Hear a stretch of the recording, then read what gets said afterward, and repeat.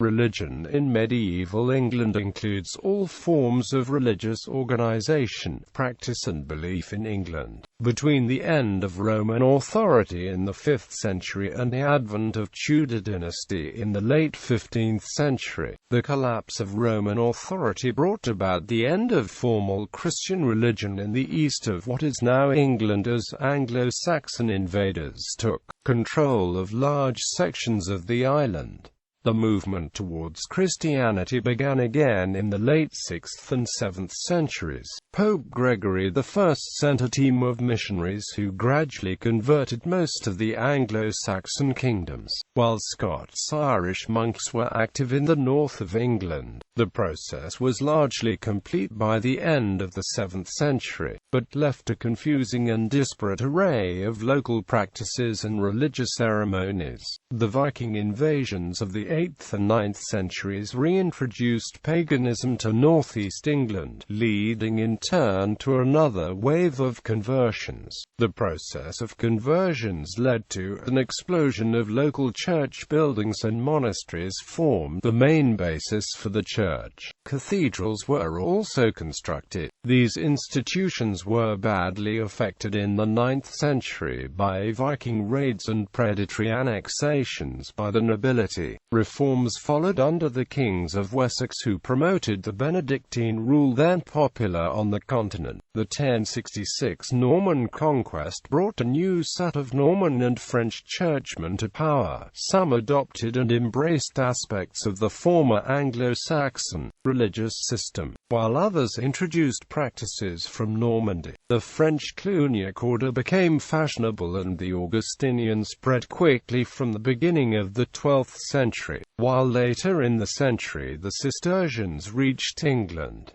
The Dominican and Franciscan friars arrived in England during the 1220s. The religious military orders that became popular across Europe from the 12th century. The Church had a close relationship with the English state throughout the Middle Ages. The bishops and major monastic leaders played an important part in national government. After the Norman conquest, kings and archbishops clashed over rights of appointment and religious policy. By the early 13th century, the Church had largely won its argument for independence. Pilgrimages were a popular religious practice throughout the Middle Ages in England. Participation in the Crusades was also seen as a form of pilgrimage, and England played a prominent part in the Second, Third and Fifth Crusades. In the 1380s, several challenges emerged to the traditional theology of the Church, resulting from the teachings of John Wycliffe. Christianization. Christianity had been the official imperial religion of the Roman Empire, and the first churches were built in England in the second half of the 4th century, overseen by a hierarchy of bishops and priests. Many existing pagan shrines were converted to Christian use, and few pagan sites still operated by the 5th century. The collapse of the Roman system in the late 5th century, however, brought about the end of formal Christian religion in the east of England, and the new Germanic immigrants arrived with their own polytheistic gods, including Woden, Thana and TIW, still reflected in various English place names. Despite the resurgence of paganism in England, Christian communities still survived in more western areas such as Gloucestershire and Somerset. The movement towards Christianity began again in the late 6th and 7th centuries, helped by the conversion of the Franks in northern France, who carried considerable influence in England. Pope Gregory I sent a team of missionaries to convert King Ethelbert of Kent and his household, starting the process of converting Kent. Augustine became the first Archbishop of Canterbury and started to build new churches across the southeast, reusing existing pagan shrines. Oswald and Oswiu, kings of Northumbria, were converted in the 630s and 640s by Scottish missionaries, and the wave of change carried on through the middle of the 7th century across the kingdom. kingdoms of Mercia, the South Saxons and the Isle of Wight. The process was largely complete by the end of the 7th century, but left a confusing and disparate array of local practices and religious ceremonies. This new Christianity reflected the existing military culture of the Anglo-Saxons. As kings began to convert in the 6th and 7th centuries, conversion began to be used as a justification for war against the remaining pagan kingdoms. For example, while Christian saints were imbued with martial properties, the Viking invasions of the 8th and 9th centuries reintroduced paganism to northeast England, leading in turn to another wave of conversion. Indigenous Scandinavian beliefs were very similar to other Germanic groups, with a pantheon of gods including Odin, Thor and Ullr, combined with a belief in a final, apocalyptic battle called Ragnarok. The Norse settlers in England were converted relatively quickly, assimilating the beliefs into Christianity in the decades following the occupation of York, of which the Archbishop had survived. The process was largely complete by the early 10th century and enabled England's leading churchmen to negotiate with the warlords. As the Norse in mainland Scandinavia started to convert, many mainland rulers recruited missionaries from England to assist in the process. Religious institutions. With the conversion of much of England in the 6th and 7th centuries, there was an explosion of local church building. English monasteries formed the main basis for the church and were often sponsored by local rulers. They took various forms, including mixed communities headed by abbesses, bishop-led communities of monks, and others formed around married priests and the families. Cathedrals were constructed, staffed either with secular canons in the European tradition or, uniquely to England, chapters of monks. These institutions were badly affected in the 9th century by Viking raids and predatory annexations by the nobility. By the start of the 10th century, monastic lands, financial resources and the quality of monasteries' religious work had been much diminished. Reforms followed under the kings of Wessex, who promoted the Benedictine rule then popular on the continent. A reformed network of around 40 monastic institutions across the south and east of England, under the protection of the king, helped re-establish royal control over the reconquered Danelaw. The 1066 Norman conquest brought a new set of Norman and French churchmen to power. Some adopted and embraced aspects of the former Anglo-Saxon religious system, while others introduced practices from Normandy. Extensive English lands were granted to monasteries in Normandy, allowing them to create daughter priories and monastic cells across the kingdom. The monasteries were brought firmly into the web of feudal relations, with the holding of land linked to the provision of military support to the crown. The Normans adopted the Anglo-Saxon model of monastic cathedral communities,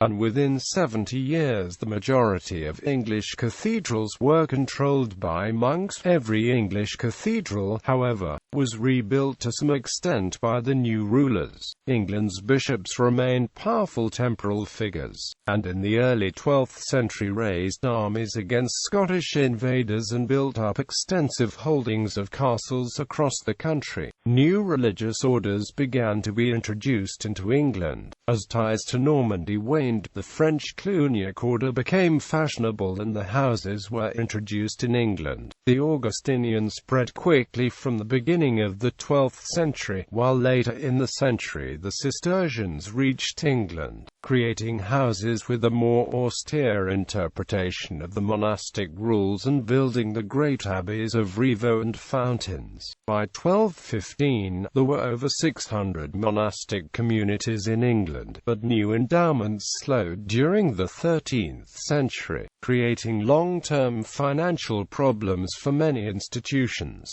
The Dominican and Franciscan friars arrived in England during the 1220s, establishing 150 friaries by the end of the 13th century. These mendicant orders rapidly became popular, particularly in towns, and heavily heavily influenced local preaching. The religious military orders that became popular across Europe from the 12th century acquired possessions in England, including the Templars, Teutonic Knights and Hospitallers.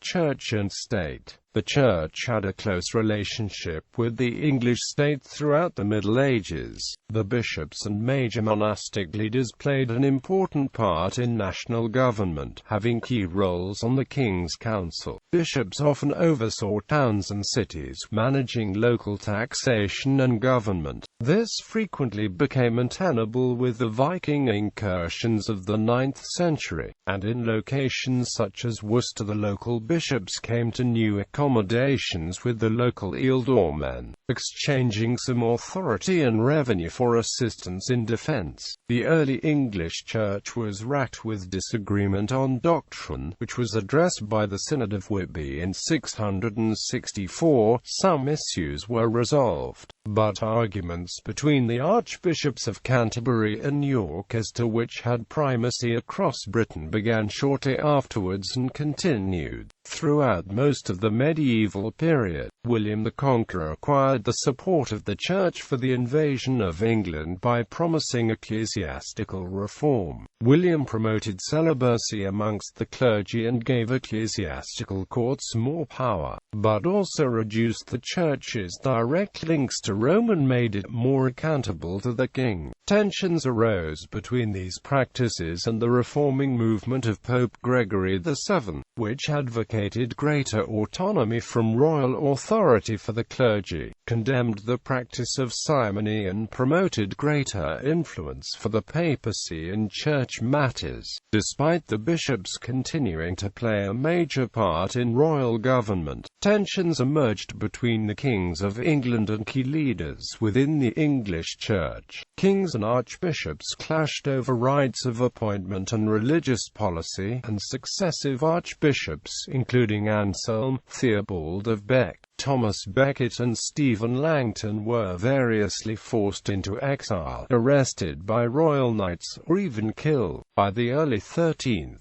century, however, the Church had largely won its argument for independence, answering almost entirely to Rome. Pilgrimages. Pilgrimages were a popular religious practice throughout the Middle Ages in England. Typically, pilgrims would travel short distances to a shrine or a particular church, either to do penance for a perceived sin, or to seek relief from an illness or other condition. Some pilgrims traveled further, either to more distant sites within Britain or, in a few cases, onto the continent. During the Anglo-Saxon period, many shrines were built on former pagan sites which became popular pilgrimage destinations, while other pilgrims visited prominent monasteries and sites of learning. Senior nobles or kings would travel to Rome, which was a popular destination from the 7th century. Sometimes these trips were a form of convenient political exile. Under the Normans, religious institutions with important shrines, such as Glastonbury, Canterbury and Winchester, promoted themselves as pilgrimage destinations, maximizing the value of the historic miracles associated with the sites. Accumulating relics became an important task for ambitious institutions, as these were believed to hold curative powers and lent status to the site. By the 12th century, reports of posthumous miracles by local saints were becoming increasingly common in England, adding to the attractiveness of pilgrimages to prominent relics. Major shrines in the late Middle Ages included those of Thomas Becket at Canterbury, Edward the Confessor at Westminster Abbey, Hugh of Lincoln, William of York, Edmund Rich, Archbishop of Canterbury, who was buried at Pontigny Abbey in France, Richard of Chichester, Thomas Cantilupe of Hereford, St. Osmond of Salisbury and John of Bridlington. Crusades. Participation in the Crusades was also seen as a form of pilgrimage, and the same Latin word peregrinatio was sometimes applied to both activities. While English participation in the First Crusade between 1095 to 99 was limited, England played a prominent part in the Second, Third and Fifth Crusades over the next 2 centuries, with many crusaders leaving for the Levant during the intervening years. The idea of undertaking a pilgrimage to Jerusalem was not new in England, however, as the idea of religiously justified warfare went back to Anglo-Saxon times. Many of those who took up the cross to go on a crusade never actually left, often because the individual lacked sufficient funds to undertake the journey. Raising funds to travel typically involved crusaders selling or mortgaging the lands and possessions, which affected the families and, at times, considerably affected the economy as a whole. Heresy. In the 1380s, several challenges emerged to the traditional teachings of the Church, resulting from the teachings of John Wycliffe, a member of Oxford University. Wycliffe argued that Scripture was the best guide to understanding God's intentions, and that the superficial nature of the liturgy, combined with the abuses of wealth within the Church and the role of senior churchmen in government, distracted from that study. A loose movement that included many members of the gentry pursued these ideas after Wycliffe's death in 1384 and attempted to pass a parliamentary